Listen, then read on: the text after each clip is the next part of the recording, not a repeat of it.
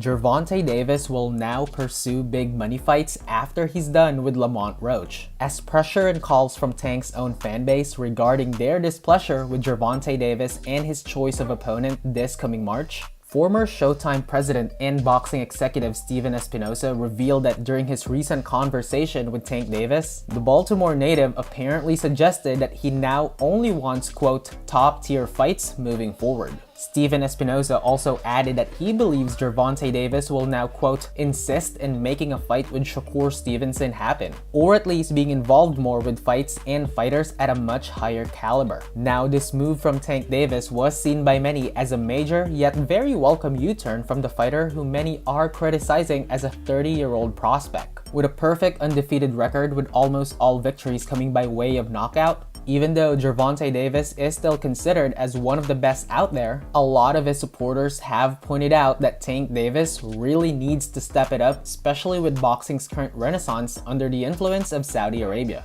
It's no secret that every major boxer out there has now signed with Turki Alashik, a move that not only benefits the fighters themselves and their bank accounts, but also something that has favored many boxing fans, mainly due to major fights getting made without the hindrance of the usual and typical boxing politics. Gervonta Davis is the last big-name fighter who hasn't signed with Turki Alashik. He was previously saying that fighters who sign with Turki are fighters who aren't capable of selling fights themselves. However, with big-name fighters such as Canelo Alvarez and Naoya Inoue now being part of this roster, that logic and argument may not be as factual as Tank may seem to think. Meanwhile, in more boxing news, Ryan Garcia has now officially enrolled with the Voluntary Anti-Doping Association, also known as VADA. According to a report released by Boxing Scene, Ryan Garcia's manager has confirmed that in addition to VADA testing, Ryan Garcia will also be subjected to a drug testing program that will be supervised by the California State Athletic Commission. Now, even though the latter has always been something that Ryan Garcia has been openly okay with, the whole VADA testing program is something that he has publicly criticized, mainly due to its involvement with Victor Conti. Even though it has been scientifically proven that the traces of Osterin found in Garcia's system didn't benefit him at all, his arch nemesis Devin Haney has maintained his narrative that Osterin was the main culprit as to why he couldn't dodge those left hooks, which eventually led to him being dropped multiple times. As of right now, it's expected that Ryan Garcia will be under VADA testing for the entire length of his signed fight deals with Turki Alashik, which includes 3 fights total, starting with Rolly Romero this coming May. As for Devin Haney, he recently spoke to Ring Magazine highlighting his struggles and the pressure he faces as being a quote-unquote undefeated fighter, a statement that got many people rolling their eyes. But yeah, that's the latest so far. What about you? What are your thoughts about this? Let me know in the comment section. Thank you so much for watching, and as always, please don't forget to click that like and subscribe